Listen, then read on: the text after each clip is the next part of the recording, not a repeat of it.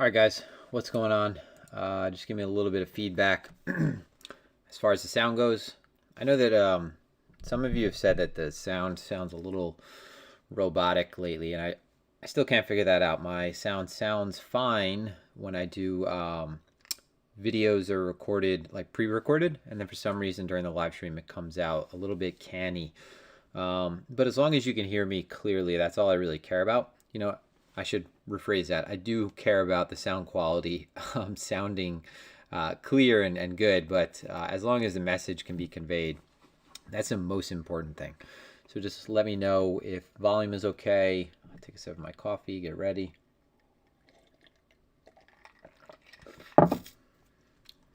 So just a little bit of feedback and we will be good to go. See, there's a little bit of a lag.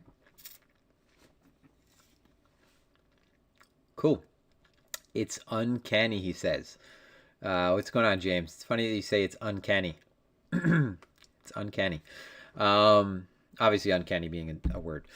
But all right, cool. So everyone, when you get in, feel free to say hi. This is another public live stream. We're just doing a few public live streams to kind of open up the platform to people, to give you an idea of what kind of things that we do, what we're covering. The platform being blockroots.com.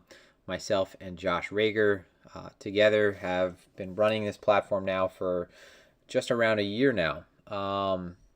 So we're giving everyone a little bit of an invitation into it, as a 2-day trial into the Discord.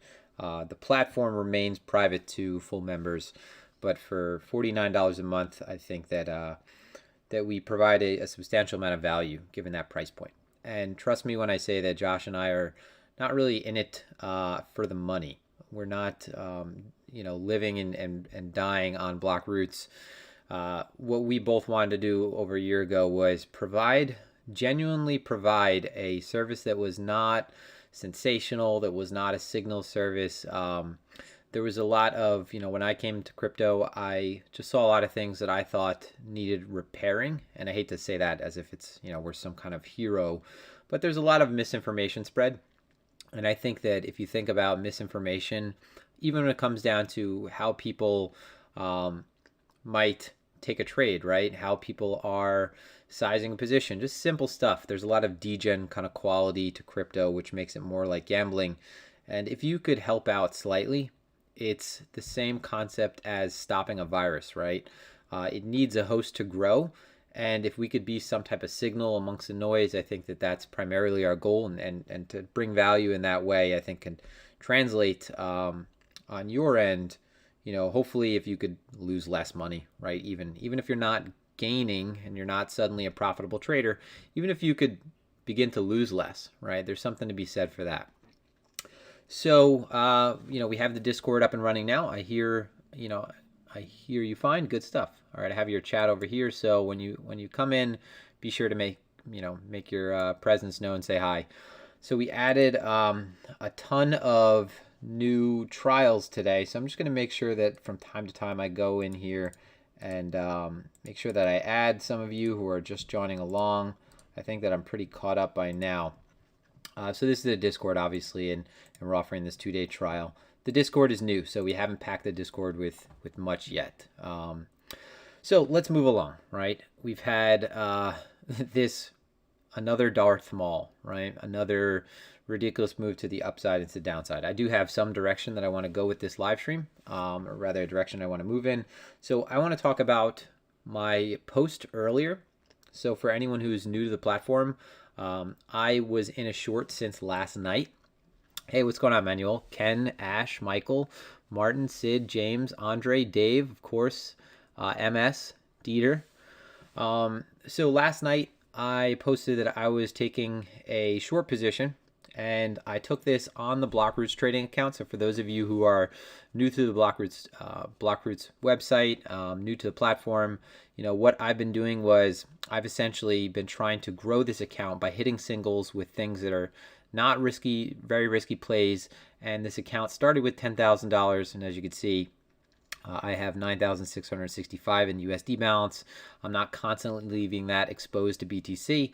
and I have 0.2 BTC that I'm using to trade. And I've essentially grown this account from, it was $10,000 and now it's at 10,663 since the trade that I just closed out. And I'm going to cover that trade. So have grown this account by hitting signals, and that's what I'm trying to I guess open up everyone's eyes to, is that you don't need to swing for the fences, and you could do this without really, risking everything. So this is a Blockroot's-Trade account. This is not my personal account. Obviously, this is my personal money, but I've separated $10,000 just for this to try to show you how to keep the ball rolling in the right direction, right, with base hits. So last night, I opened up a short position at 9,758 for 20,000 contracts. And the premise of my trade, or the reason I took this trade, was we opened outside of a previous day's value area. Okay, so for those of you who are unfamiliar, previous day's value area, the value area being where 70% of the activity occurred. So we're looking at the volume value area, and in this case, the TPO value area being in the same space. And that's where 70% of the activity occurred. And what we've done is, we've went from being relative balance. I say relative balance because this profile right here is as close to balance that we've been within for the last few days. Very tight ranges. So what we've seen over the past few days is we've seen this compression, from left to right. We've had a few days that have, increased volatility, but overall everything's pretty compressed within this entire range. We had a day that was very tight. In this case, a very tight day, another very tight day, all right, that ended up auctioning within the previous day's TPO area, but this was not exactly a play that I was looking to take, or it was not anything that gave me a setup. It moved very quickly. But bringing me to the trade that I took last night, which is this open profile right here. So we had a balanced day, a very tight day, another very tight day from a value area standpoint. And just to clarify, when I say a very tight day, I mean not necessarily just from the size of the range. So, when we're looking at the range of this candle, it's essentially 9,900, all the way down to 9,500 level, right? So a $400 range, but the value where most of this battle occurred, where most of the volume occurred, and where most of the time was spent was within $120 range and $160 range. So you have to think about it the way you would look at a distribution, right? If you're looking at a distribution curve, right? If this is the, a standard balanced distribution, we're looking at where the bulk of that activity was. And of course, it's going to be right around the mean. So what I was looking to do was essentially, normally this play, and just to clarify this, because I can't talk and take this for granted because we do have new people on the YouTube right now. There's a play called the 80% rule, which was practiced and was, I would say, coined by James Dalton, who is a famous market profile trader. He didn't come up with market profile. But what it is essentially you open up outside of value, and you're always going to open up outside of value in crypto if you close outside. So it's not, market profile in crypto and in equities, there's a little bit of a difference in translation in some things that we actually don't need. So the initial balance actually is something that's not necessarily as important. But in any event, we closed outside of value. So that means we open up outside of value. And what this trade says is that if you gain acceptance into yesterday's value area, this area right here with two TPOs. So what we're looking at is essentially two rotations of presence, right? So two rotations into this, there's an 80% chance that you're going to cover from the high to the low in this case. If you're moving from the underside from the low to the high, there's an 80% chance that you're going to cover this entire range, right? So in that case, a $120 range. So this is a good short opportunity. In this case, it was a good short opportunity. Because we had signs of absorption at the high, we had presence within the value area, and any kind of setup that has a high hit rate. The actual truth is that the real hit rate in crypto since January 1st is about 76% if you want to keep it to the T. So when you have a setup like that, you shouldn't, if you have a setup that has a high hit rate, you shouldn't spend too much time trying to distinguish the ones that look like you should take them versus the ones that you shouldn't. Okay, you should just always kind of swing at those pitches, especially when you have other kind of, I'd say, evidence that substantiates the case, right? Where you have this confluence between a delta divergence, in this case, the delta divergence being where buyers were getting more aggressive. Let me go back to this level. Sorry, one sec. So throughout this entire structure, we had delta divergence, right, where we had buyers getting more aggressive, all right, but price not doing the same, okay, where price was moving up, but we had, in this case, we had, excuse me, this is not the most aggressive one, but in any event, the entire structure, that's why I'm getting confused, because this portion wasn't actually a as clear of a divergence. If we're looking at the time chart, if we're looking at a lower time, it's actually going to look a little bit more fine, but in any case, not the clearest one, but still, we had absorption at the high. You can see it now. So if we're on the 5-minute chart, it becomes more obvious. Sorry about that. So I'm on, I've explained this before. If I'm doing the YouTube video, or if I'm doing a video where, we have guests, or if someone who's not familiar with different types of periodicities, I'll try to put it on a time-based periodicity. But when I'm watching the trade take place, I'm going to be using a volatility-based periodicity such as the range. Actually, this is just a reversal. You'll find on XO, you can see there's a trend reversal setting. And in this case, I can't scroll back to that period without taking the next 5 minutes. But in any event, we had absorption at the highs. We had that setup that has, a 70%, 76% hit rate. So I just take this. I don't really spend too much time thinking. And when you have really good setups, you should do the same. You should just get used to swinging at them and letting the law of large numbers really just take place. So ultimately, I cut this trade. All right.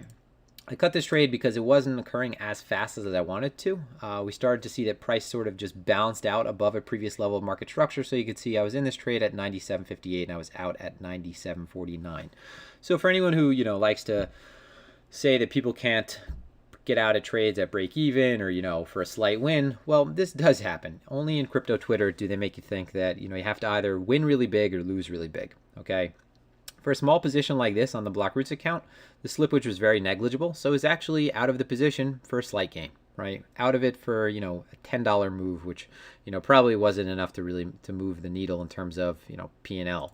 But nevertheless, what happened was we essentially started basing out. All right, so basing out meaning price is beginning to flatten out. It's not necessarily clear that the structure is occurring as fast as I want it to, or rather the price action is resolving as quickly as I want it to through the level. So whenever I see this and we are experiencing, a period of low volatility like we were, I'll just cut the trade, right? Rather than being on the wrong side of a massive move, I'll just end up cutting the trade. And the problem is, or rather not the problem is, my stop would have been stopped out, right? I could have very well just left the trade on and let this ride, right? But when we have multiple back-to-back days that are very tight, what we're doing is really just compressing along a range, right? So when you're compressing along a range, if you just think about it like this, I'll just draw this out. Let's say that this is our range, okay? This is the first interaction at the high and the low of the range. So at the high, at the low, let's say you have buyers down here, you have sellers down here. You've built up a certain amount of OI, right? OI being open interest.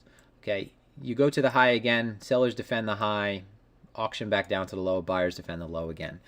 Say this buyer over here sees this as a great second opportunity to add to their position.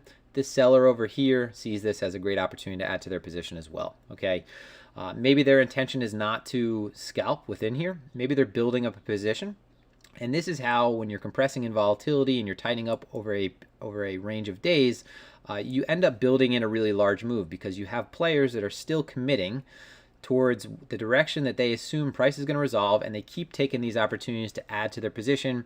And in some events, you just have maybe one person adding that hasn't added originally, but they're adding a large amount of leverage to this. So what you're seeing across a range is that OI is increasing, and that in this case that we're building up a lot of pressure. I shouldn't have got rid of that. We're building up a lot of pressure up here and down here. If you imagine that we're auctioning within here, because for everyone who gets in, so if you're long over here and you're long over here and you're short over here and you're short over here, there are stops that are placed above these levels. Okay, stops below these levels. So the inevitable break, that's why I say when you're compressing along a range, the more days that you go sideways, the more, or rather the larger the inevitable break is going to be, because you're building fuel at opposite ends of this range, right, or opposite sides rather. So the problem was that not necessarily the trade wasn't as attractive, okay, because it did begin to not resolve as quick as I said I wanted it to. But it just was a more risky play to leave that on because any kind of invalidation of my setup, even though my stop was right above this level, it wasn't necessarily the case that I might have been stopped out cleanly, right? If price was going to resolve upward or downward, once it starts to hit that slippery slope, you're going to start to see that a lot of buying activity comes in from shorts getting stopped out, right? Say shorts were placing over here, anticipating a breakdown, from shorts getting stopped out, and what happens is the liquidity kind of dries up. So, if I am placing a stop, and in this case, my stop is up here, right? And all of this book evaporates, or rather, let's say my price, not my stop up here, but in this case, let's say that I have a market stop and all of this book evaporates. Remember, my market stop is going to execute into this order book. So as price is moving up and this is kind of disappearing, there's really nothing there's no counterparty that's really going to be as present as they would be during periods of lower volatility. So what happens is I would end up slipping into that, and it was not a play that was that worth it, right? So sometimes it's just a matter of deciding, when the risk is worth it and when isn't. That's a large degree of your trading rather. So we got the break upward, all right? If you want to understand what I mean by compression and volatility, there's a lot of things you could look at. You could look at ATR. So I could go to, for example, ATR on a lower time frame. So we go down to the 30-minute, the 4-minute, the 4-minute, the 30-minute, the 4-hour. We could see that over time, ATR is dropping. Come on, get my drawing tools working properly. I'm stuck in them now. Over time, ATR is dropping, right? So you see that ATR, as it's moving sideways, is beginning to compress. We're looking at average true range. I'll just look at the TPOs. Okay, so I'll look at my ranges over time. I'll start to see that we're well below the standard deviation of our norms, which for a single day session is, again, I think it was $237. So again, this TPO value area of 70 is well below one standard deviation outside of that. If you were using Bollinger Bands, you could accomplish the same thing. So if we're going to put, we'll just put Bollinger Bands on this. So Bollinger Bands you can think of them as standard deviation bands. Come on, get rid of that. Where'd those Bollinger Bands go? If they would turn on, that'd be great. Who knows why those are not turning on right now. Come on. What's going on?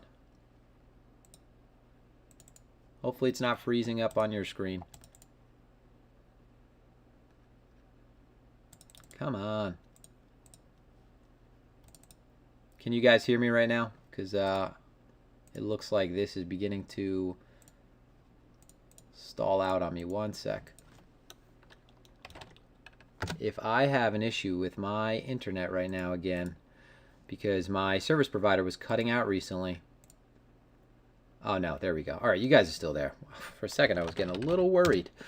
So I have Optimum, and that's for the most part it's a monopoly in New York, and they've cut out the last few days, and there's nothing I could do about it, and I'm wired in too.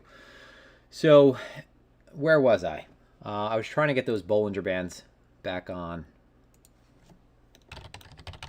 just to show how compression appears. Oh, that's the Bollinger Band strategy. That's why. Let me get rid of that. Sorry about this, guys. We want to use Bollinger Band indicators. There we go. All right, so we could see that Bollinger Bands, when the channels are really tight, that's just an indication of compression, right? So whenever you have tight channels like this, right, like this, okay, back here, looking at any kind of period before we had a major breakout, you'll see that the bands get very tight, especially if it's on the daily. So right now it's wide on the daily still, because if the moving average is a certain length, it's going to take some time to catch up at this point. We have a lot of dispersion at this high, but looking at Bollinger Bands of previous activity, just to give you an idea of how you could spot compression. So these are times like this, all right, over here, where it might be potentially good to get involved with options, something like a straddle or a strangle. But now that it took me about 5 minutes to find these, and it was all for that 5 seconds to point out that it points out how tight things are. Let's get back to what I was talking about. So let me look at some of the things that you guys are saying right now, because I got lost after that a little bit, that internet, when I thought the internet was cut out. So boy, that's a lot of information one has to process in order to make an informed decision to get out. It's not exactly a lot of information for me at all. it was a matter of me. I was actually at the beach when I closed it out, which I was making a joke about, trading at the beach, because you see these guru traders who will share pictures of themselves trading at the beach on a laptop, which never happens. It was actually a very quick process. The fact that we were compressing like this and I wasn't 100% certain of the trade. If anyone has been following along from the last live stream, from some of the other updates, inside of this range, I said there was not as much certainty. I would rather get in position outside of this range, so to the top side above 9,800 or below 9,420. Within this range, it was kind of a coin flip. So the idea of me putting on a short here and having this compression and volatility and potentially having that large move stop me out was just enough for me to decide that the trade wasn't necessarily worth it. All right, this is a trade that has a high hit rate, and I could have very well let it play out, but I would have been stopped out. I'm really happy that I didn't. When you start becoming, I use this term, having viable discretion, after you've done this for so long, you're not going to really need to think as much as you might, maybe right now. When you're looking at a trade, you got to take all these things into consideration. For me, there are only a few things that I'm really paying attention to. I like to know where my major contextual levels are, so where my reaction zones are, whether these are market structure, whether these are based off of a TPO chart, and then I'm looking for the activity at those levels. So do we have someone that is offsides? I'll be looking at delta, I'll be looking at a footprint chart. And then whenever I see that someone is potentially offsides and the market is overcommitted in one direction, and let's say we trade above a level where that has been previously oversold, and I don't mean oversold by talking about the RSI, I mean oversold something like, we'll just find an area right now that's oversold. If I could find an example real quick, that'd be great, because after the last, so let's just use this for example. Right down, this is not, so a ton of selling activity coming in right here. Let's see that this was our major contextual level down here. Better example to draw it above. Right, this is hypothetical, right? This is not, this example right here. It's not the example that we would take. But if this was the level that was being sold right here, and we see a ton of selling activity come in, one of the things I look for is for price to trade back above that level. And if this is a major contextual level, after seeing just these three things, I'll more than likely be able to know whether or not I want to get into the trade. If it's small micro structure, if it is larger macro structure, that might make a difference, right? If it's a play off of a macro structure, meaning higher time frame structure, I'll probably add more weight to it. If it's a lower time frame structure, it'll probably be less certain, right? But I will, I'll determine how much I'm willing to risk or what I'm willing to throw at the trade based on a lot of different things. So where we are right now, just to cover the current environment, I want to talk about a trade that I just took. So I think one of you asked, why not take a short? All right, so I closed out my position and I wasn't looking for the short. After this, after we were squeezing up, this could have very well gone on, another $600. It could have gone on another $500. It could have gone on another $100. I wasn't really sure. I knew that this level would be a level to take profit if I was long, but I didn't necessarily know in this period as we were moving upward if this was going to act as resistance, because there were a lot of things that are going on right now that I pointed to on Twitter with relation to traditional markets and specifically Grayscale Bitcoin Trust. So I want to talk about that in a second, right after talking about this trade. As we were skirting upward and we began to, on the low time frames, form this sort of triple top. So I'll show you, if you're looking at the low time frames, and I was looking at this literally on a 3 and a 1 minute chart. Looking at this structure up here, normally you might have something that looks like this on a 3 minute chart, on a 1 minute chart. And this high, once it breaks this low, you'll get a very quick snapback. So if this is, for example, let me just draw this out. Let's say that we break through a level, all right? Break through a level, we get these 3 drives upward.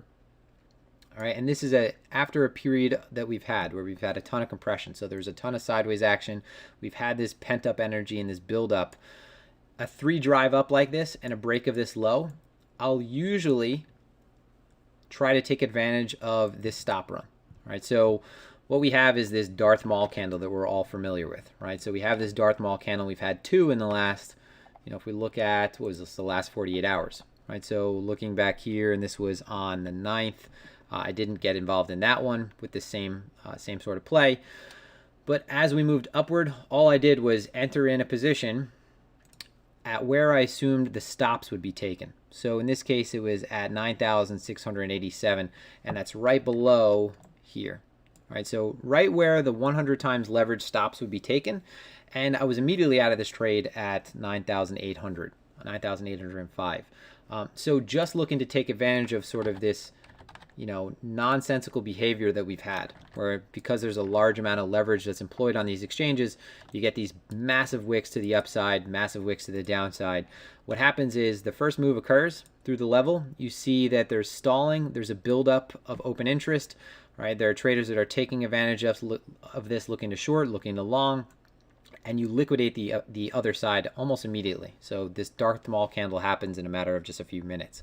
And you could take advantage of these. It's something that's a lot more risky, because if I'm getting involved where someone would technically define their risk, so the idea with, you might have heard before, place your entries where others are placing their stops.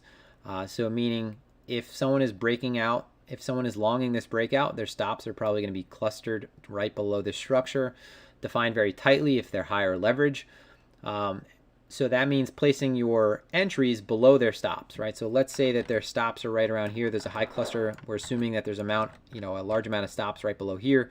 We place our entries right below that area. Maybe it's, a single 30-minute ATR, or in this case, $100 below the structure. Different people are going to be using different criteria. I did this literally in the moment, as fast as I could, because I saw price beginning to spill, and just tried to clear that low. The risky part about this, and what you'll notice is that there are some times when I will be taking more risk than others, and I call this swinging hard.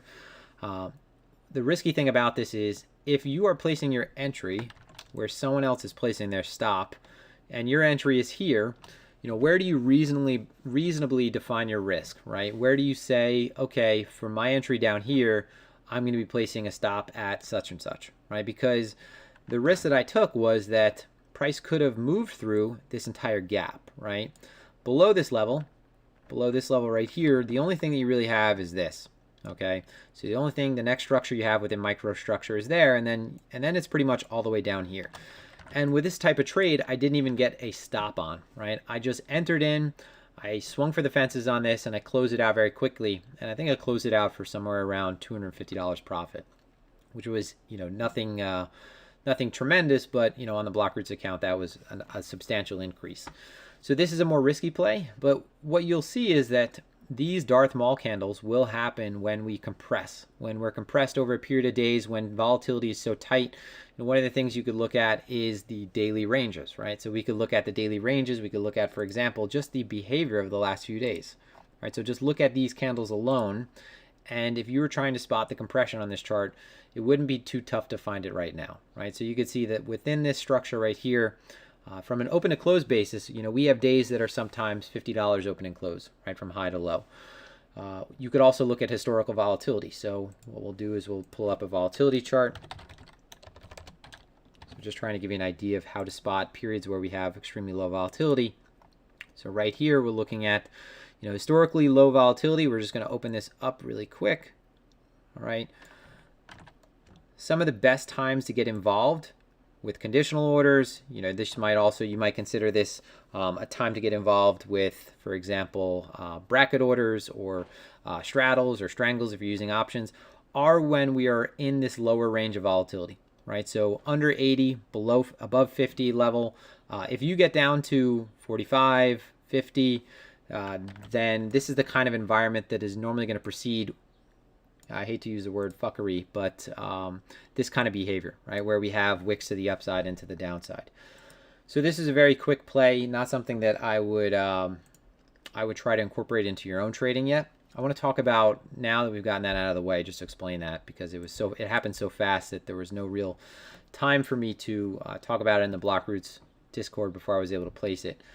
I want to talk about GBTC. I mentioned that, so I'm going to talk about GBTC. We'll talk about some alts. I feel like I'm just kind of running through things right now, and I'm not taking questions. I'm not really looking at the chat yet. Talk about GBTC, my post today on Twitter, and then the better way to look at the market right now. So the safer play, because this kind of activity, if I left my position on. So the last 2 days, so if you've been following me on Twitter, I've been long and short. So I actually took a long over here, I took the short over here, and again took the long over here. So within these last 2.5 days, I've been long, short, long again, right? Which is, it's not good, right? Because that is very choppy behavior. This is a time where the market is giving you very mixed signals. And some of the best things to do are just to really zoom out. But before I get into that, I want to talk about GBTC. So GBTC, Grayscale Bitcoin Trust, this is something that I wouldn't normally say. I'm just going to take a sip of my coffee, one sec. And then I'll look over your questions if you have any. So this is something that does trade by proxy with close relation to Bitcoin. Obviously, it's based on Bitcoin. This is, OTC. It's not something that we would ever normally consider leads Bitcoin. All right, so this is kind of a one-off type of analysis. And I felt like it was necessary today, and I think that it actually turned out to be quite predictive. So GBTC is something that normally I would say is a laggard compared to Bitcoin. All right, Bitcoin being a leader and GBTC being a laggard, meaning, if you were trading a leader-laggard relationship in equities, you might find pairs that are in similar sectors. So we might find 2 tech stocks. We might find 2 pharmaceutical stocks, 2 bio stocks. Let's say that we found a leader. All right, let's use Facebook for example. Okay, Facebook is moving up aggressively. Let's say that semiconductors are moving up aggressively, and let's use semiconductors rather. A large cap semiconductor is moving up aggressively. At some point, what we'll see is that large caps will pull smaller caps up. All right, so large cap, something like Bitcoin sometimes pulls up things like Litecoin, pulls up things like ETH. It's sort of like a rising tide lifts all boats. So this normally doesn't exist from this direction, from GBTC towards BTC, meaning that GBTC is leading. Normally it's that when Bitcoin is moving up, GBTC will follow, right? And this is something that is very self-fulfilling. It's also algo driven, it's ARB driven, but it's also self-fulfilling. If you are, if you want to gain exposure to Bitcoin, but you don't want to buy crypto, but you want to ride the trends in crypto, if you are on a traditional platform, traditional markets platform, and you don't own Bitcoin outright, but you see Bitcoin is trending, you can, very well just buy into GBTC, and we see that this behavior manifests itself a lot, and Bitcoin and GBTC will relatively follow each other for the larger trends. So today, my interpretation was that retail in traditional markets is going through a bit of a frenzy, right? There's a little bit of an asset bubble. So we see things like behavior within, a company like Hertz, filing bankruptcy, doing a 10 times, right, over the course of a few days, down 50% today. We see a ton of activity on Robinhood, where there are essentially it's pump after pump. So pump after pump, stocks are getting run up. So what I was seeing was GBTC starting to move upward, what looked like slightly before Bitcoin. Okay, so it very well could be that could have been rather that this was the flavor of the day or the flavor of the morning. So seeing GBTC move up and Bitcoin still move relatively sideways, my interpretation was that if Bitcoin, or rather if GBTC was the flavor of the day, that this could very well dictate the upside move of Bitcoin. So if Bitcoin, or rather GBTC, I hate using both of these at the same time because it's getting confusing. If GBTC continued to move up, my assumption was that it could have dragged Bitcoin up by proxy. So this actually did happen. We saw GBTC begin to lead. And the same concept works in reverse, right? If we see that GBTC is pumping and traditional markets are going through this sort of euphoric, bubble state, what we will see is that Bitcoin would, or did rather, mimic it, right? So it's a very self-fulfilling sort of feedback loop mechanism where this was potentially algo driven or potentially just sort of behavioral finance taking play where crypto traders are watching GBTC go up. But a lot of the time that's all that really needs to take place in crypto. If the assumption is, we see sort of sector rotations in crypto where you might have ETH leading and it's a larger cap, but it's clearly not the king, it's not Bitcoin. If ETH is leading and the narrative starts getting spread that ETH leads sometimes and ETH breaks out from its structure, we'll typically see that Bitcoin will follow suit shortly thereafter. and there'll sort of be this kind of catch-on effect with larger caps and Bitcoin, and there's this causal, sometimes causal relationship because the pairs are correlated, where one of them will be a leader and the other would be a laggard. So that's what I was talking about this morning. I know that might sound like a lot to digest. I understand that there are some people that are in this that are newer to markets, and the concept of trading one as proxy for the other, and the concept of leader and laggard. So probably a good idea to take some questions now and look at the chat, see if you guys have any, because I know I just kind of had vomit of the mouth in terms of going over everything. So let me look over at the chat, see if there's any questions. I want to talk about the better, the smarter way to play this if you're not trying to scalp, if you're not order flow scalping. So we'll go over that in a second. All right, so let's see. Hey guys, would someone give a thumbs? Why would someone give us a thumbs down? We're just starting. Who knows? Why is someone giving a thumbs down? Yes, that 30-minute candle was hilarious. That was ridiculous. Okay, shrinking mind, keep learning. Thank you, Dave. Yes, that was, yeah, we talked about that. Yeah, it seems like a lot of information, but you process it very quickly when you're used to looking for it. Dark mode everything, please. All right, you prefer dark mode? All right, let's go to dark mode. I don't like grid lines, so I'm going to get rid of that. I don't like a lot of things on my chart. I believe in mental bandwidth, and I think that there is a conservation of energy, or a fixed amount of energy, and the more that I have to process visually, the worse off I'll be. All right, so, okay, how does one know where others are placing their stops? Okay, I don't technically know exactly where others are placing their stops, right? So I don't know exactly where others are placing their stops specifically. Okay, so let's just look at this chart, for example, right? So we see that this has been relatively higher time frame resistance. All right, we'll connect just the wicks, and then we'll get most of the compression of the candles, right? So let's just we'll use these highs for example. All right, so we see that this has been higher time frame resistance, right? This is a 1 hour chart. If we're looking at the daily, let me stick to using TradingView drawing tools, because that'd be a better idea. So now when I zoom out, you'll have a clear idea where these levels are. Okay, so that's higher time frame resistance, right? So yes, I'm in dark mode now. So let's just say that's been our, the higher time frame resistance we've been looking at on the daily for the last few days. I don't know where people are placing their stops, but what I do know is that in crypto, people really like to go degenerate style, right? That's the best way I can put it. If you are, trading on BitMEX, why can't I move? There we go. You could trade on BitMEX, you could trade on Bybit, you could trade on Phemex, you could use 100 times leverage. So people are trying to swing for the fences a lot of the times, right? We have these massive liquidations in crypto for a reason, because people over leverage, right? They're representing a large notional amount of contracts with a small amount of initial capital. So the point is, I don't know where stops are, but I could just look at a level. For example, I could look at this level right here, all right? And I could say that from here, if people were getting long and committing early, that, let me change the color of this. Where's the text color? 1 second. I'm going to get this perfect. Okay.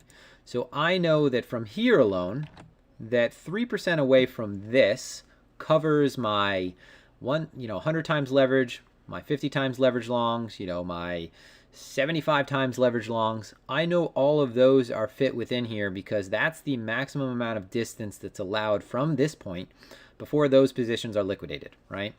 Let's say that they're breakout longers. Okay, so they're breakout longers, and we'll just, we'll go right to the Bitcoin chart, because that's the example, that's the chart that I traded.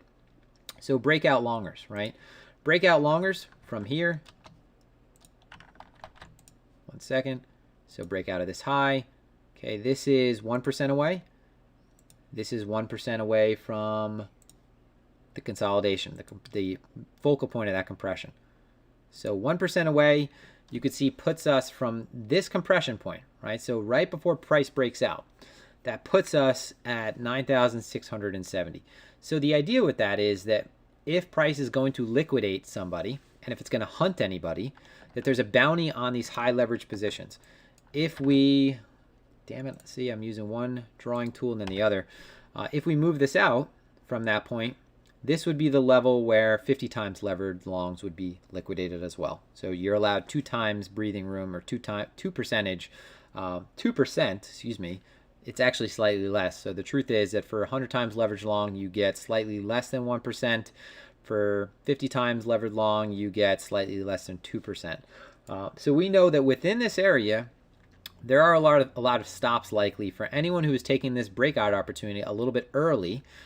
So what we're looking at is sort of a general area where we could assume there are very tight stops, right? So that's why you see these sort of liquidations, right? When you get a very Darth Maul move, I was going to use Darth Maul-y as an adjective, but this kind of move where price moves up, liquidates shorts, moves down, liquidates longs, and then falls right back within the range, all right? So it's not that I know exactly where the stops are, but if this was the range, let's say that this was our range, and then over time we did this and we compressed, you can imagine that there are a lot of traders that are looking to place a degenerate long position as tight as they can because their stop is going to be really tight. So if they're levered up, their stop is going to be really tight rather. So their stops are going to be clustered likely around where the structure was, right? Because they can't long, 100 times leverage long from here and place a stop down here, right?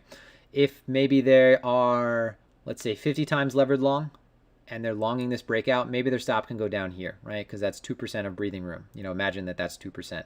The further away we go, the more leverage we allow if they are trying to not use leverage properly and are rather just trying to increase their exposure. So that's another important point, right? Leverage shouldn't really dictate your position size. Some other questions. What chart do you use? So if I'm just sharing charts on Twitter, a lot of the times I'm just going to share my TradingView platform, but for my actual charting software, I am using Sierra charts. So I'm using this platform right here. And you can see I have the weekly setup right now. This allows me to look at TPO charts. I could compress them, form these composites. You could do the same thing on XO as well. XO is a phenomenal platform. I definitely recommend it. I've just been so used to using Sierra charts now for I want to think maybe 5 or 6 years that I've been using Sierra. Maybe longer than that, but either way, this is something I'm familiar with. It's a little bit clunky. As I said, it's not very user-friendly. So when XO came out, I was trying to help them out by trying to promote their product as much as possible. And I didn't get paid to do that, but I just thought it was a great product for people that didn't, have the, maybe the inclination to use something like this because it is a little bit complex. It's not easy to navigate. It's not very friendly for a first timer. Okay, so do I prefer Phemex over Bybit? So let's talk about that. So I love Phemex. Josh and I are partners with Phemex. I will be as objective with you as you can be, right? Phemex is not as liquid as Bybit yet. It's improving every single day. Okay, what Phemex has is an incredible matching engine. So 300,000 transactions per second. So this is the engine that's responsible. I was going to say responsible for matching buyers and sellers, right? For matching orders. So this is what, this is sort of the fulcrum that all of this activity rests on or relies on during periods of heightened volatility. Now, during periods of heightened volatility, we see that exchanges like BitMEX are known to not be able to operate, right? So they're known to not be able to operate, and the whole purpose of trading, right, is we need to operate. Well, one of the main things that we should look for, rather, when we're choosing an exchange, is that the exchange simply operates, right? That it simply functions when we need it to function. So a matching engine like this is going to perform better, right?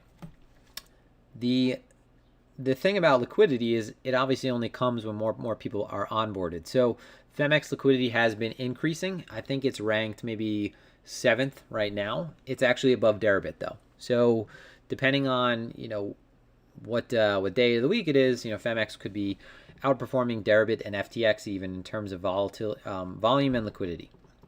But this is going to improve when more people onboard. I could tell you that in the last 2 weeks, I've seen how the resting liquidity relative to the current market price, right, in the offer, or in sometimes referred to as the ask or the bid, has increased substantially. So when we first partnered with Phemex, they went from, they were initially it was low liquidity, right, because it was a newer exchange, so it needs people to come onto the exchange for liquidity to exist besides the market makers that are there. But it was, essentially larger 5-digit orders, relative to current market price. But now we have multiple 6-digit orders that are right next to, closest bid ask. So it has been improving. It is, in my opinion, it's going to be the best exchange. I happen to know, obviously, things that are coming down the pipeline. There was just an update this week. I can't say everything yet, but trust me, they have an incredible team, and they just want to put out the best product. I'm on the phone with them all the time. They just want to put out the best product, right? And I think that they are on the way to doing that. Bybit's incredible as well, right? Max came from Bybit. Max being one of the main partners at Phemex, the developer for Phemex, came from Bybit. So, both of them are great exchanges. Here's what I'll leave you with, because we have promoted Bybit before. It doesn't mean that because we're promoting Phemex that we're partners with Phemex that Bybit is suddenly not a good exchange, right? In crypto, the benefit is you have the option of going between multiple exchanges without much friction, right? And the benefit of having multiple exchange accounts on different exchanges is that there's no single point of failure, right? So I don't advise having all your money on one exchange, period, okay? Even my Phemex account, I have multiple Phemex accounts. I have multiple Bybit accounts. I have one Deribit account. I have, so just to run through my accounts, excuse me. I don't feel like this is a bad thing to say because I'm not giving up any specific information. I have multiple Phemex accounts. I think I have 3 or 4 Bybit accounts. And it is what it is. They might have sub accounts now, so I could probably consolidate all that. But I have, I have 1 Deribit account. I have 3 BitMEX accounts, or I might have 2. I don't remember if I used one. You get the idea. I think you could tell pretty clearly that I'm almost now towards 10 total accounts, different email addresses and everything, because it's crypto, right? But I think, Phemex is absolutely phenomenal. Just to give you an idea, if I was taking this trade that I took today on any other exchange like BitMEX, it might not have even gone through, right? So price came into my order was satisfied, got a great fill. Immediately I was, this thing wicked right back up. And it was bouncing between, I was in between $180 profit, $300 profit, and I exited, I think, let's just see my closed positions. My realized P&L was 0.024, right?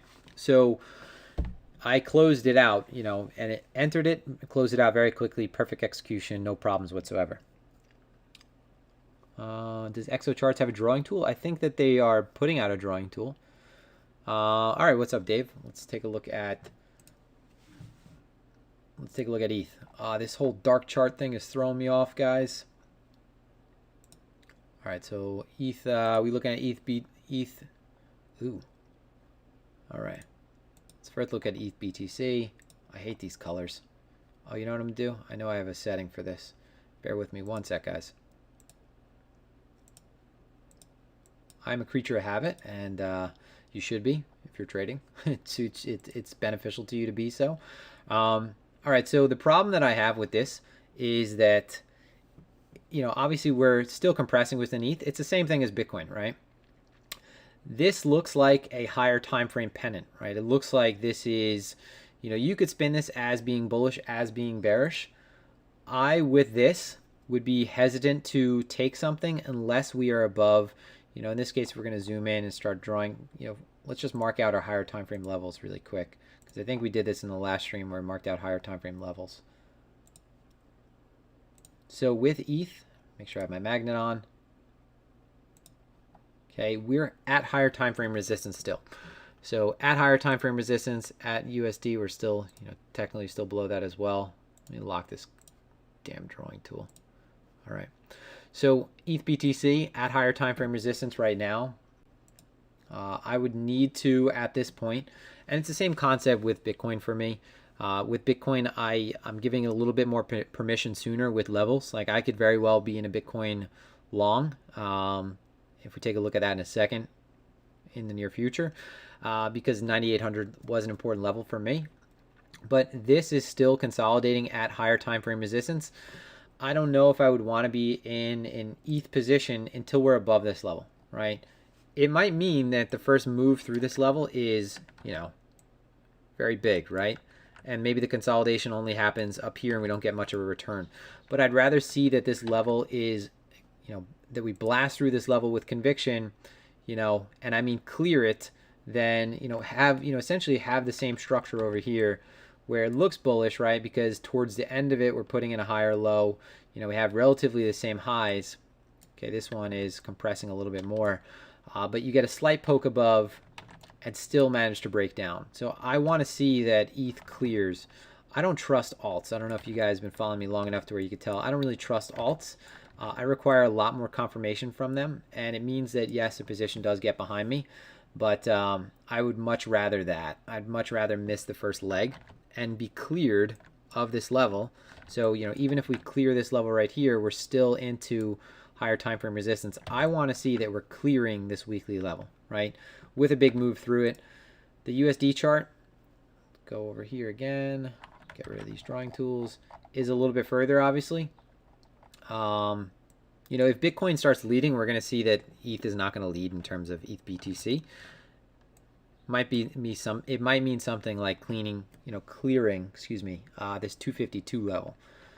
So whichever comes first, obviously paying close attention to Bitcoin. Bitcoin is many times determining, the direction of the market, right? For alts, if Bitcoin performs very well, it could sometimes mean that they're going to perform very well as well. Or sometimes if it's performing extremely well and it makes a very big move up, we see, alts just dump. It's there's a lot of discretion that gets added to these, and that's why I don't like to get too involved in alts, because it's, one time it's acting like this, another time it's completely different behavior. With Bitcoin right now, just to give, I still was getting, I'm going to look back at some of the questions. Just want to make sure I'm paying attention to this. I got to tell you, I hate these chart colors. Bitcoin is still consolidating it at higher time frame resistance. I would be a little bit sooner though, or I would be willing to be early to this. This is obviously not the most attractive setup for being early. Like I wanted, for my optimal long entry, you don't get what you want, right? I would have rather we came above this level and didn't see this much of seller presence. But I'll probably still buy this pullback. And I want to see that we close above here. This is not the strongest looking yet. Yeah, there's not I can't really have much conviction behind this yet. If I'm just being honest with this, with myself right now. I want to, I always want to have an idea of a level in advance that I'm kind of going to go, more or less balls to the wall with. But, excuse my language if that offends anybody. But this type of reaction at this high, being that this is a weekly level. So we didn't even, so I just drew this weekly line right now. But now what we're looking at that, you can see that is, there's no, no question of what that level means, right? So that was the resistance that we just came into. That is high time frame resistance. This ultimately, like I said, would have been the long target. If I was going to be longing, a day and a half ago or yesterday, whenever that was, that I was taking that long, that I was very quickly crushed out of, my take profit was going to be 10,100. So the long for me, it actually transpired, even though I didn't take part in that, because it got away from me. Obviously, I was busy focusing originally on the downside move to yesterday's value area low. The long for me now is going to mean a daily close through this level. It still is that we're having higher highs and higher lows at this point. And I think this is going to bring me into one of my last points before I go back to more questions, is higher time frame levels over everything, right? If you want certainty, it does come at a cost. So let me just change this chart. And I'll go right back to some of the things you guys are writing. So rather than get tossed around in this, the higher time frame levels are still the same, right? So this weekly level right here, this has been the higher time frame resistance now for over a month. Okay, it is beginning to consolidate and grind upward. All right, which means that if this level does break, I don't think that we're going to get just a, meaning if we're waiting for confirmation of this level breaking, I don't think that it's just going to do this and give you a pullback to the level and then that mean a good long entry.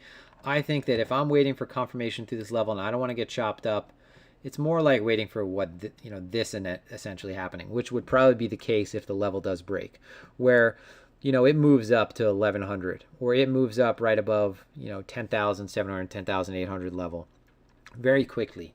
And at that point you might be worried about buying it because it looks extended, but at least the level has been broken on high energy.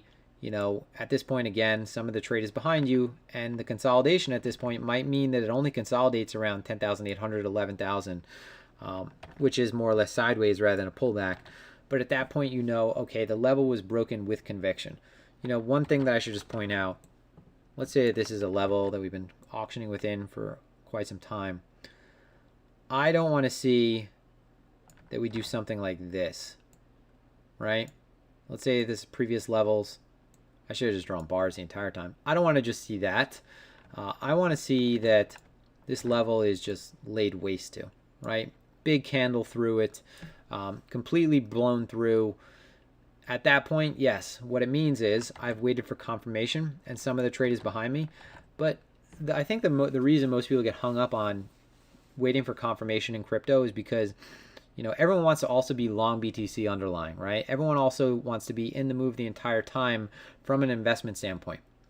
If you were just looking at BTC as a trade, an asset that you're trading, you're not going to really care about the price as much, right? You're going to be caring about technicals. You're going to be caring about a level being overtaken and having a lot more certainty behind the move at that point that the trend has changed. I think a lot of people in crypto, they care about getting in at the lowest price possible, which I think actually ends up detracting from your overall ability to trade really without having much emotion.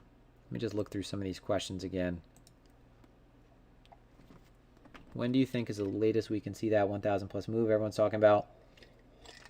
Well, it's when you're in this kind of environment, Akeem, thank you for joining us. When you're in this type of environment, it always seems like it's going to be the next day. When we yesterday on the Blockroots platform, so I think it was yesterday and the day before, I was talking about the move that was going to come, that was going to be a very big move, right? An inevitable, very explosive move. And this was an explosive move, right? If we just keep falling back within this range, we're just going to build up a larger expansive move, right? So we're auctioning sideways within this range, and you can see that for the last, let's see, 6 days or so, the value area of this range has been $200. So we get a break above, we fall back within value. We get a break below, we fall back within value, we move back up within value. We get these further moves up, and what we do is we end up moving out the inevitable stops, all right? So rather than, which means, we move out the inevitable fuel even further out. So if we're auctioning between here, so let's say that this is the beginning of our auction, here's our clusters of stops, right? As we begin to rotate outward, what we do is we allow more buyers and sellers to come out at a greater distance that are in better position now, right? So they're in better position. We fall back within this range, cluster more stops. Okay, so as long as we keep doing that, we're going to widen the amount of space between us and this tightening level where stops are being placed. Okay, and if you want to just think about stops in a way that kind of brings to mind what eventually comes, think about these as gunpowder. Right? So what we're doing is the wick is staying the same, but the amount of gunpowder around it is increasing. So we're building up an inevitable larger explosive move, even though we've had these periodic sort of explosive moves to the upside and to the downside. So the longer that this takes place, the more certainty that we can have that when a move actually does break through and maintains the level, so even if it is right now, let's say that we actually do base out above 9,800. If we start to revisit this high, there's a high probability that we will have a much more explosive move from here.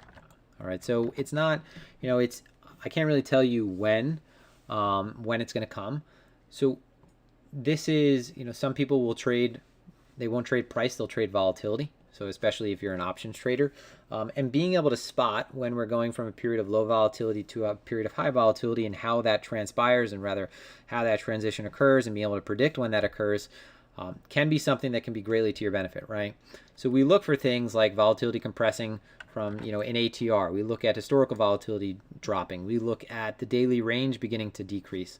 So as I said on one of the updates the other night, and I mentioned this last night as well, as we begin to move left to right in a range, we go from a period of having, a large range, $300, $150 to $100. We have an expansive move, and then we're collapsing right back down to being compressed. So $70, $120, today is $160. That's for our value area, right? So things are compressing from left to right.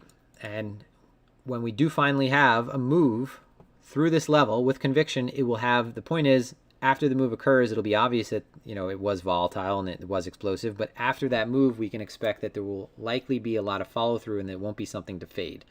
So I should emphasize that. It shouldn't be something to fade when we have a move through the higher time frame levels. Okay, Phemex. I think Phemex is written in C, actually. C++, I think it is.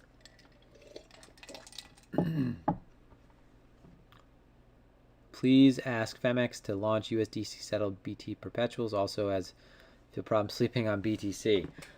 Yes, I completely understand that. But you could use USD, right? You could get into USD on Phemex.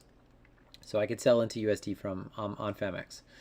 I understand, though. You want to get right out of your perpetual into USDT very quickly.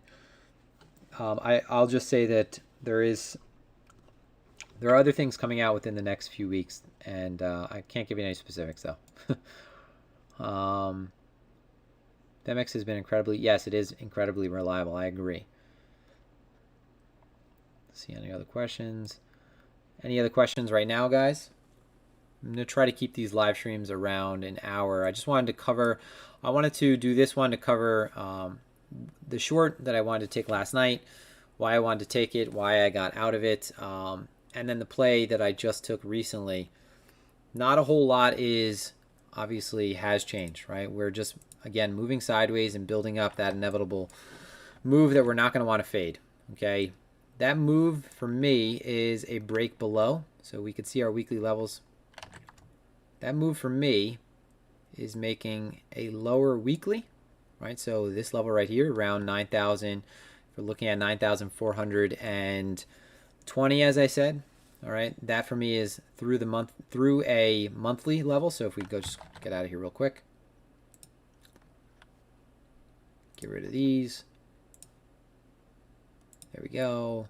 Go back to the weekly. Okay. So for me, it's 9,420 to the downside. So that is a previous value area low for a range we've been in for a long time. If we break below this level, that also puts us down at that monthly level. I think that if we get a violent move through here, I wouldn't fade any initial further move. I'd say that would probably bring in further downside. I've been saying this now for a while now, and prices just move sideways. The upside level is, if you want to get in early here, the problem is the target was already taken out. That would have been a first target, and it gave us quite a kickback. The more conviction play is above the weekly level, right? Moving aggressively through the weekly level. Just to clarify why it's no longer that, 9,800 is the optimal play. 9,800 already gave us the kickback, right? So if we auction upward, this play obviously has already transpired, right? It has already taken place. We already kind of spun the wheel on that one. Sellers have kind of made their presence known. I don't want to, start giving. This is not financial advice, obviously, but I don't want to start saying to get aggressive here, and everyone get aggressive and then just have more wicks sideways. I think that the smartest play, and I should probably just preface it like this always. I think the smartest play is to play the trend when it finally breaks. Right, when it finally changes. So far, we've actually been able to continuously maintain structure upward. We broke out of this weekly cluster from a high to low close standpoint. Rather, now we broke above the closes. But if we're looking at open to close and then close to open, Through that weekly cluster, we're still at higher time frame resistance. Even if it means buying late, we'll buy with a lot more certainty if we break through here. Even if it means selling late, right? If you're getting in position now to sell for further move, there's just a lot more risk, I think. Even if it means selling late, waiting for this 9,300, 94 level to break, I think is just a better idea. This hand has already, if you're looking at this, it's gone all the way up. I feel bad for anyone on BitMEX. Lower time frame right now, it doesn't look too strong to me. Not yet. Quite a rejection so far. So I would need to see a lot more for something to play out. Potential revisit of 9,800, some aggressive selling down there, and then some type of strong indication of a base being built. So I just can't say that yet because it's not something that's actually starting to build itself yet. I could draw a squiggly on the chart, but I think you guys get the idea. Any other questions right now, guys?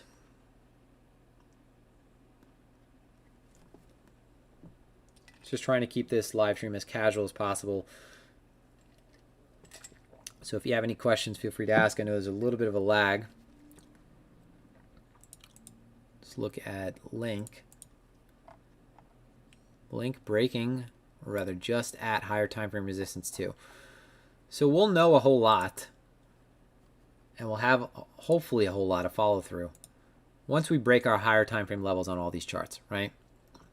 So we gained acceptance with Link into a previous cluster on the weekly, but again, we're right at resistance. Looking at previous weekly levels here, breaking through that level, had a little bit of follow through. We ended up consolidating a little bit after that, after the whole market turned. But if we break above I'd say 450 with Link, it's in price discovery mode again. I wouldn't expect it to just come right back. Looking at some of these other alts, Algo was setting up nicely. There was a nice play in that when we regained a level within the weekly, but now again just kind of auctioning sideways within a previous weekly range. Some other things, ETH still at higher time frame resistance. These live streams will be a lot more exciting whenever there are better trades to point out than just the obvious high time frame levels that are still in the same exact spot. You could, with ETH, if we're looking at this on the USD chart, if we're still showing strength with BTC, it's moving sideways against BTC, but BTC is probably going, I would say BTC is probably going to lead. Oh, what are we doing right now? Basing out, moving up.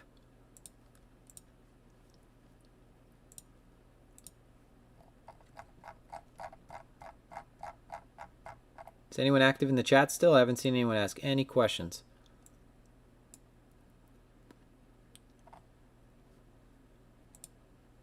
We're at around an hour, so if you guys don't have any other questions, might just wrap it up.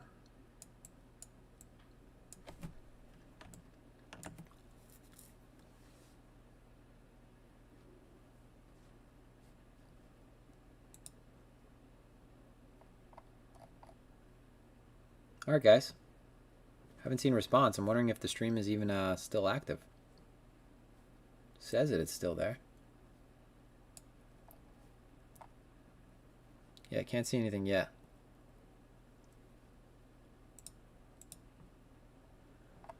All right. I think just a quick stream then. It was just over an hour. Hopefully, you guys only asked a few questions. Normally I would hang around and answer more questions, but it doesn't seem to be that there's not a whole lot going on right now. That's the thing. We're just back into doing the same thing we've been doing, right? Just slightly higher, right? You're looking at this right now. If we continue to hold this 9,800 level, we're back above. I hate this dark chart. We're above a previous range composite. There's an argument that you could take a long here, right, and define your risk back within this range, right around the point of control or right around local market structure, but it just doesn't. It's not jumping out right now as a really nice setup. So that's all we have sometimes, right? It's only what the market gives us, which right now doesn't look to be too much. We've had a ton of selling response up here. but a lot of people took profit, right? After that move, no one wants to be caught, especially as price started moving down. You know, there's a lot of whiplash because no one wants to be caught in a major reversal.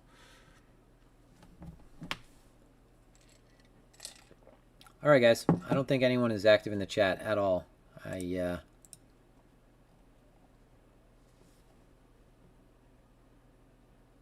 Oh, I see that. Oh, there we go. Okay, why did you know what happened, guys? That is annoying. Okay, you guys are still here. When I just put this back up, all of the comments were there, but on the mini chart that I popped out originally, none of them loaded. God, that is annoying. All right, let me go through some of these. Okay, 253. Yeah. Oh, I'm sorry, guys. See, the pain in the ass. Yeah, you know what? Okay.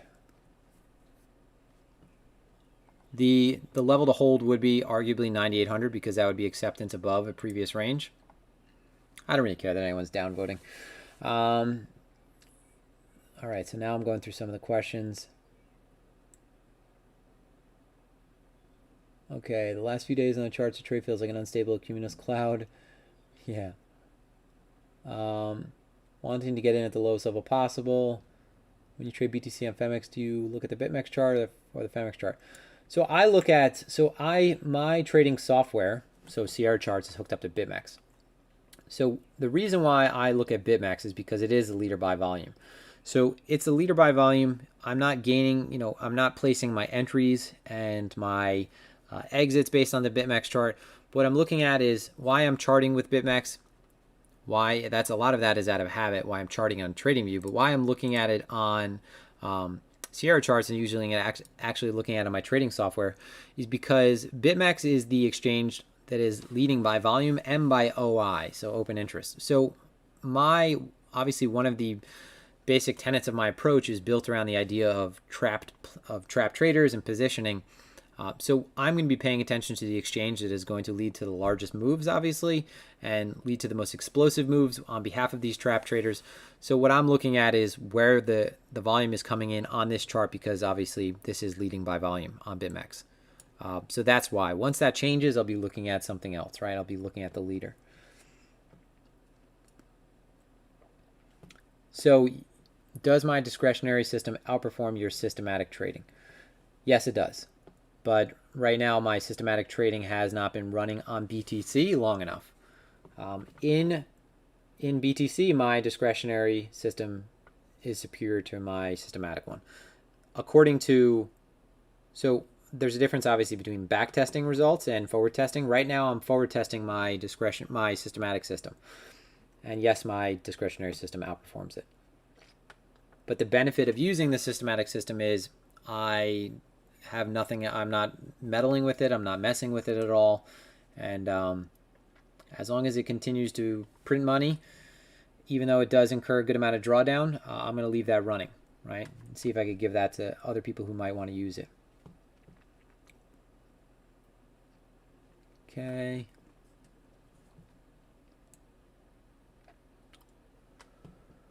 XTZ, USD.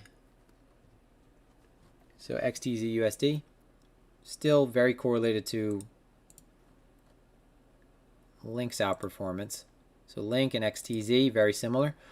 Both of these at higher time frame resistance. Right, so the most important parts of my system is obviously market context and structure.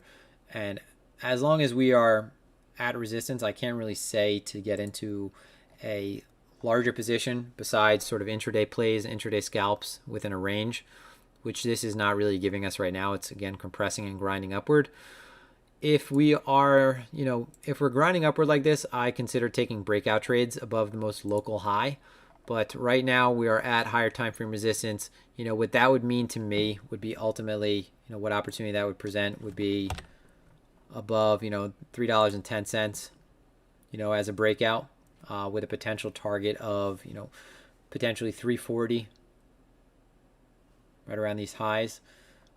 But, if we extend this all the way back from here too, it's slightly right around, yeah, right around that level, so 310. XDZ, you know, I think that if Bitcoin's going to continue to move up, so will XDZ, Tezos, and, you know, I say XDZ, but Tezos and Link as well.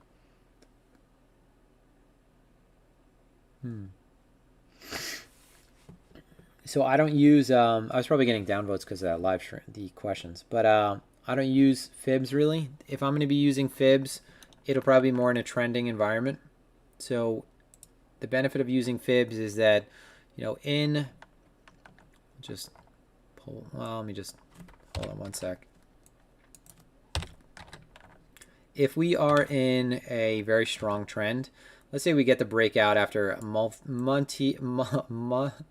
multi-weekly structure resistance, right? We get the breakout.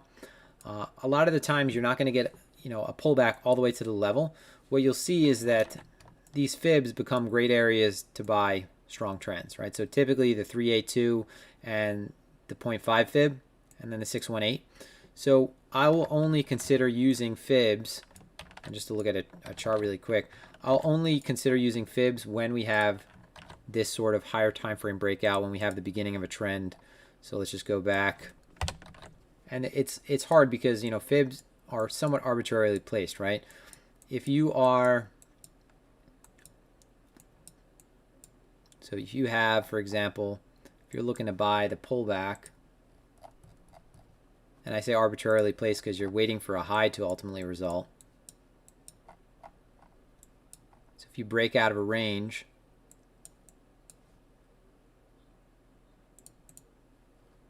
where's my tool? Here we go. Nope, that's not it. So if we break out of a range and we're looking for a pullback from this, make this darker. See? That's why I didn't want to change my colors. All right, so if we break out of a range and we have a very impulsive move, I'll generally be looking to buy a pullback at 382 or the halfway point, so the 0.5 fib, and you'll see that typically these are pretty well respected. So from the bottom to the high of the move, so from the breakout, if we're breaking market structure and we're beginning to potentially put in a trend, that's when I'll use them. And I'll typically look to buy at the 382 because a lot of the times in a strong trend, that's as much of a pullback as you're going to get.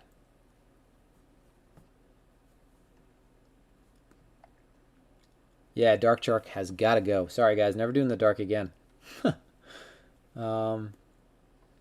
Josh could explain how to work your Discord channel. Still here. Thanks, Ryan. How do I share your trading bot?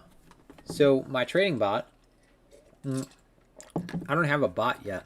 I have systematic strategy that's being used through a third-party piece of software that I did not create. So it's a very simple but slightly obscure trend following mechanism, and it has great performance. It has beaten the market in the last 3 years, and it's actually pretty good if you juice it up a little bit too. So up to 2 times leverage, even accepting slippage, it has outperformed the market by about 100%. I think that's roughly around there.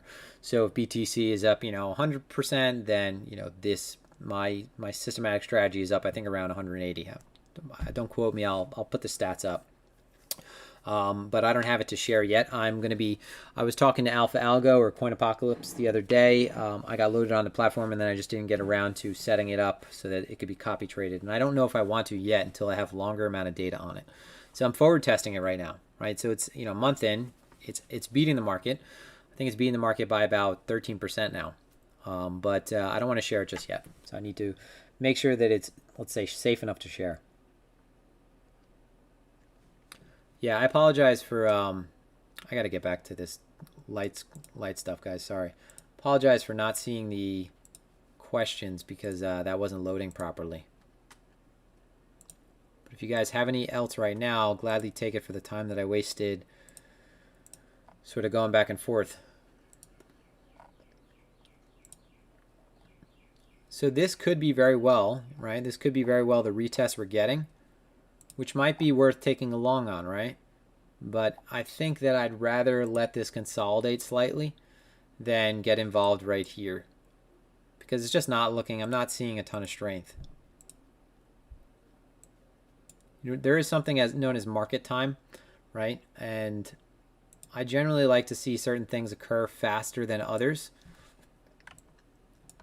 meaning have a quicker follow through. I'm not really willing to just kind of jump at the bit here.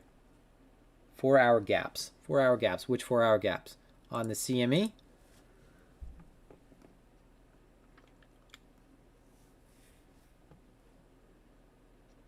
Oh, okay. So long short data by Binance. I don't pay attention to that. So real quick to touch on this concept also. Long shorts, they are always at parity, right? So for every long there is a short, meaning there is no time when someone opens up a long and someone else isn't opening up a short, right?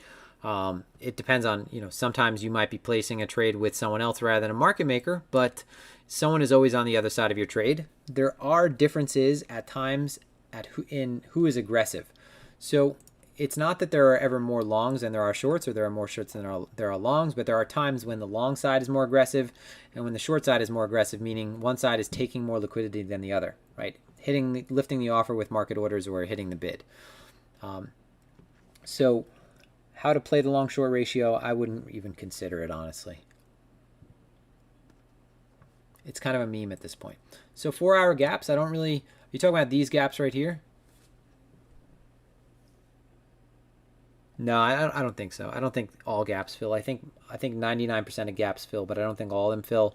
And I think that they're not really as actionable. They tend to be actionable if we stay close to them because, if you think, I've mentioned this before in a previous live stream, if we are, let's say price is moved like this and there's a gap down here, or let me redo this. Let's say that price has left a gap down here. And we are currently, price is right here. Right? So here's price right now.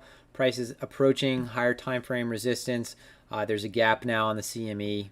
And, you have to look at this as, if you're in position, here is resistance right here.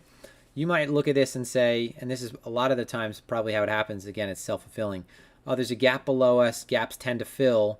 You sell out of your position because you're thinking that your position is not as attractive because this gap is below you. So we tend to see that gaps get filled because of this sort of self-fulfilling mechanism. Same concept as, if you are currently, let's say, just using this example, at resistance, and you're thinking, do I want to long this, or we're consolidating at resistance? Maybe it's a good opportunity no, do I want to short this? Maybe it's an even more attractive short because we have this gap below us, and you end up adding to the selling pressure because you see this gap, meaning the market as a whole, the multiple U's that exist that are acting on behalf of this information. So I think that all gaps tend to fill, but we have to be very close to them. Otherwise, again, it's very, the future is path determined. The closer that we are to a gap, the more likely it is to be filled, because it starts influencing the actions of buyers and sellers to sort of get that to allow that to happen. Stepping out of the way, meaning, or getting involved.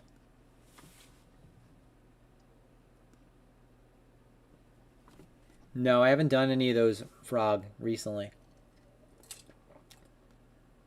I haven't done any of those recently, no. The only time that I'll really get involved like that is when we break the all-time high. When we break the all-time high, with Bitcoin, then I'll get involved because there'll be a lot of retail coming in that's never been in crypto, and they'll be buying up everything they can on any exchange that offers anything cheaper than Bitcoin. So it will be it'll be a thoughtless approach. No, I don't think so. I don't think those are gonna fill. No, I don't really think those are gonna fill, but it doesn't matter what I think, right? It could happen. But, I trade this market regardless, so it's not going to make a difference. I don't think that Bitcoin gets back down to those prices, honestly. But, who knows, right? No one saw this coming, right? So no one saw that coming. No one ever sees the black swan coming. That's what makes it a black swan, right? So I think that kind of covers it, guys. I mean, I apologize for getting lost in those comments and thinking that my internet shut off as well. So for anyone who's new on the live stream right now, we just started doing more of these live streams. Some of them, obviously, we're working on doing them more so that I'm going to be doing hopefully maybe 2-3 live streams a week, and they're going to have direction. Today I decided, hey, we're going to do a live stream. Last night decided, did you want to do a live stream? And then I was at the beach today. I'm thinking, well, I'll do a live stream while my wife is out horseback riding. And but moving forward, we're gonna have a structure to these, and we're gonna have things that we want to talk about and we want to hit on.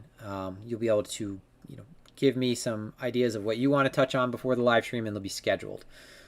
Some of them are going to be casual, like this, where we're just kind of going through things randomly, talking about recent trades. But moving forward, for all Block Roots members, these will be available, and they'll have a very clear direction.